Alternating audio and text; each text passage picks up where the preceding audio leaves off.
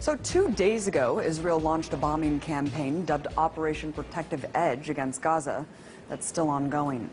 But despite the horrors on the ground, the mainstream media seems to only be telling one side of the story. Take a look at this. From the Wall Street Journal, Israeli air defense intercepts more rockets as fighting continues.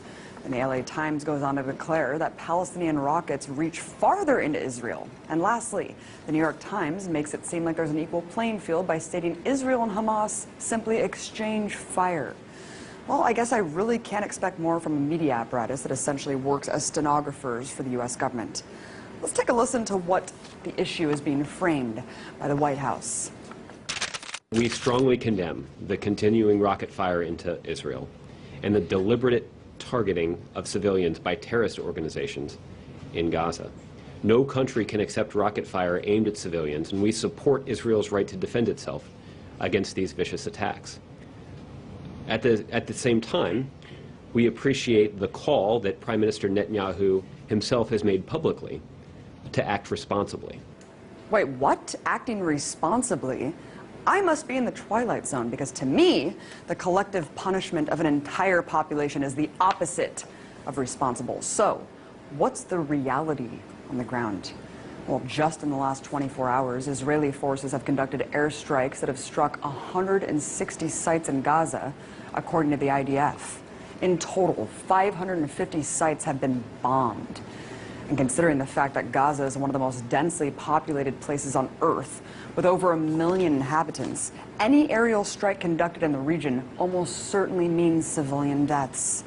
In fact, at the time of this broadcast, the strikes have killed at least 53 Palestinians, including 8 children and an 80-year-old woman. According to the Palestinian Minister of Public Works and Housing, at least 50 homes have been destroyed so far and 1,700 damaged. So when the IDF talks about hitting, quote, Hamas targets, remember that Hamas is the democratically elected leadership of Gaza, which could mean any government building or social services for Palestinians. So while the U.S. government can go on and on about Israel's right to defend itself, take heed of the increasing death toll in Gaza and the fact that no Israelis have yet died as a result of Hamas rockets. Look, I denounce deadly force on both sides. But it's important to not frame this as a cycle of violence that's equal.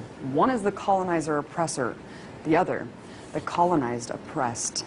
As IDF General's son Miko Piled said just yesterday on the show, there are 2 choices for Palestinians in occupied territories: to completely surrender or resist. And resistance is what we're seeing now. I'm sick of my Palestinian friends losing their friends and family every time Israel goes on the offense against innocent people living in an open-air prison.